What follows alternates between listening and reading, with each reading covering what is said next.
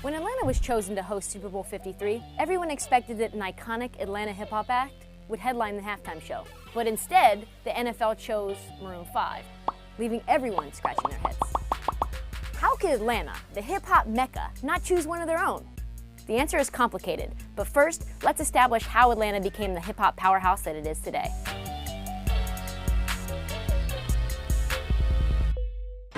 There was a point in time where the conversation about hip-hop was either East Coast, meaning New York, or West Coast, meaning LA, and that was it, that was hip-hop.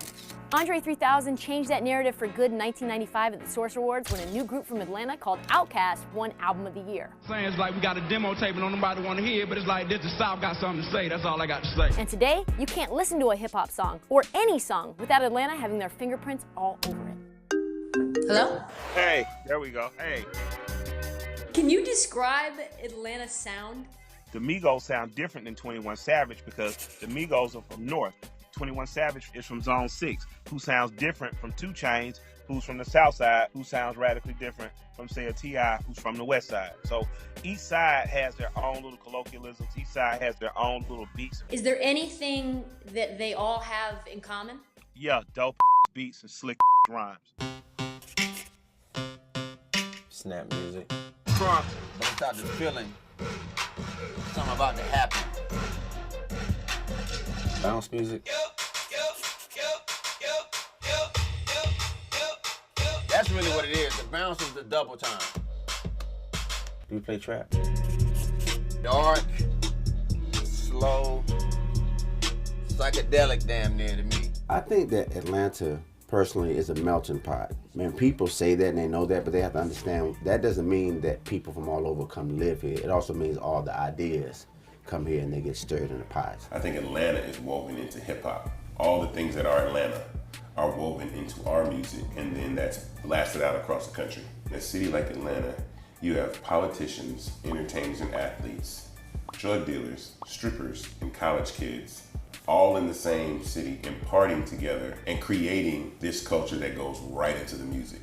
Our music is political, it's sexual, it's fun. The place that all of these different groups come together is the strip club, a venue that some say is the most important place for an artist to be seen, to become relevant, and to break out. Atlanta has a juke joint culture, a social club culture, meaning our dance clubs, our exotic clubs, our new clubs, and our strip clubs are what old jazz clubs and juke joints and social clubs used to be during Prohibition and things. It's where people fraternize, it's where people socialize, it's where the risque, the art, and the elite kind of mix, and this is where records are broken out of. I can pretty much guarantee you that 90% of the people who live in Atlanta have been to a strip club a time or 3.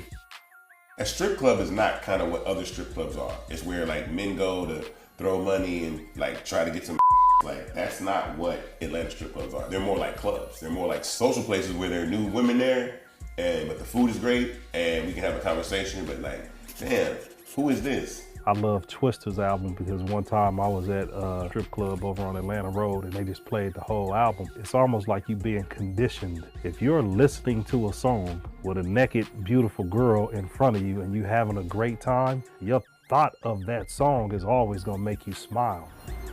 It's a place where business dealings also happen. You know, somebody in the record industry to be hanging out in the strip club, hear this new record drop, like, oh, this is different. You know, Atlanta is one of the only cities in the country that we literally can take our music from the studio to the club. And it's not just the music that Atlanta hip-hop has influenced. It has permeated throughout the city where you can say firmly that Atlanta is hip-hop. Art and hip-hop music go hand in hand because musicians and artists have cross-pollinated for all the time, and I think we're always going to do that.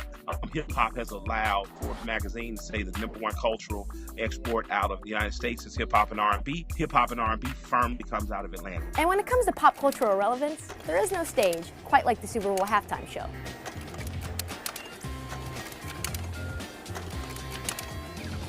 And with just 3 weeks to go before the big game, the NFL announced that Travis Scott and Atlanta's own Big Boy would perform alongside Maroon 5, the ultimate side dish. Now, hip-hop is the #1 genre in the world that people listen to.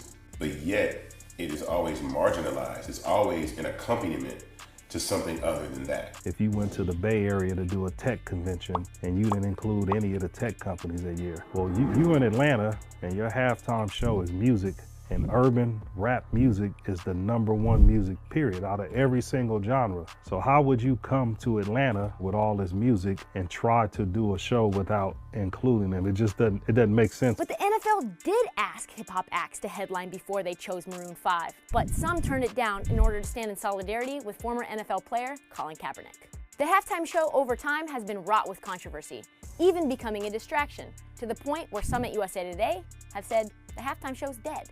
We have a crisis in this country where we have agents of the state that have been allowed to kill members of the proletariat. We have a star football player who chose to protest that by kneeling. We have an ironclad ownership in football that does not take well to that, and that has essentially blackballed him out of the game. And we have unrest amongst the African American community over whether we should continue that protest or not. I would argue that if that was not happening, you would see a African American group opening the Super Bowl. But I don't think anyone wants to die on that hill right now and touch that hot of a subject. We're at this tug of war where, do we want to participate and be heard, or do we want to fight against the NFL? Because the NFL is like, yo, we asked y'all, but you guys said no. What do you say to people who are saying that Travis and Big Boy are sellouts? Shut up. There are many paths to freedom. We'll see each other when we get there. Usually, the Super Bowl halftime headliner holds a press conference in the week leading up to their performance. But just 2 days before their scheduled presser, Maroon 5 canceled, further highlighting the controversy this year.